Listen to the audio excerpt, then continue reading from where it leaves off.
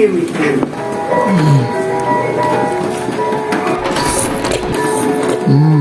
Nandito kami ngayon sa Montalban at itatry naman namin ngayon itong overload lomi. 150 pesos nga lang yung ginastos namin sa lahat ng to. Pero grabe, sulit. Naghahanap nga pala ako ng mga murang kainan dito sa Montalban. At salamat sa nag-comment sa last video namin na meron daw dito sa Santa Maria Compound. Nakikinig ako sa mga suggestion nyo kaya ito nagpunta kami. Kung dadayo rin kayo dito, ingat kayo sa nanggugulat na aso.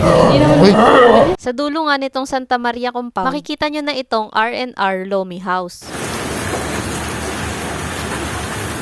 Sakto nga at maulan nung nagpunta kami. Masarap maglomi kapag ganito yung panahon. Hindi mabubutas yung mga bulsa nyo sa mga presyo ng pagkain nila kasi ang mumura. Kagaya nga ng sinabi ko kanina, 150 lang to pero busog na kaming dalawa. 80 pesos lang kasi itong isang order nila ng overload lomi. Napakarami ng toppings nila at talagang overload. Meron nga itong mga toppings na chicharon, chicken ball, kikiam, Shanghai, itlog at may kasama rin itong atay. At tingnan nyo naman yung sabaw ng lomi nila, napakalapo talaga. Naalala ko tuloy nung kumain si Ninong Ray ng ganito, talagang natakam ako eh. Tapos ganito pala yung sawsawan nito. May hiniwang sibuyas, tas lalagyan mo ng kalamansi at toyo. Grabe, ang sarap pala ng ganitong sawsawan, tapos lalagyan mo ng sili. Sulit yung isang order mo, tapos 80 pesos lang to. Siguro kung solo order ko lang to, hindi ko talaga to mauubos sa dami. Kasya talaga to sa pandalawang tao. Ang sarap din talaga ng timpla ng lomi nila. Hindi maalat, kaya yung sawsawan na gagawin nyo, yun talaga yung magpapalasa sa lomi.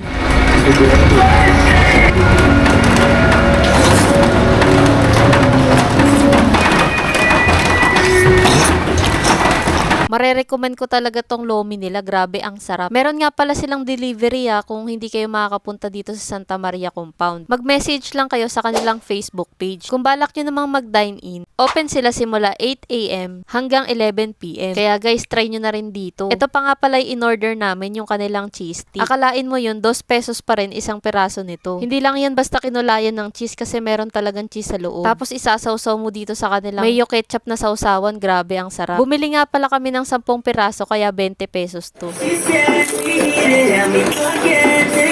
At ito naman yung kanilang double patty burger. 50 pesos lang yan pero may double patty ka na. May itlog, may gulay, may pipino. Grabe, busog ka na talaga sa halagang 50 pesos. Kaya kung naghahanap ka ng murang merienda dito sa Montalban, marerecommend ko talaga dito sa R&R Lomi House. Kahit mura lang yung mga presyo nila, hindi ka titipirin at napakasarap talaga lahat ng pagkain nila. Busog ka dito, promise.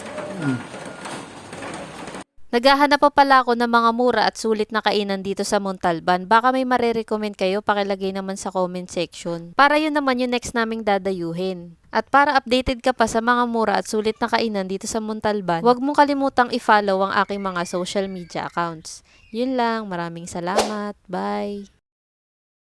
Ang musika, simulan sa isang suwabe na groove. Magdagdag ng konting bass upang lumikha ng vibe at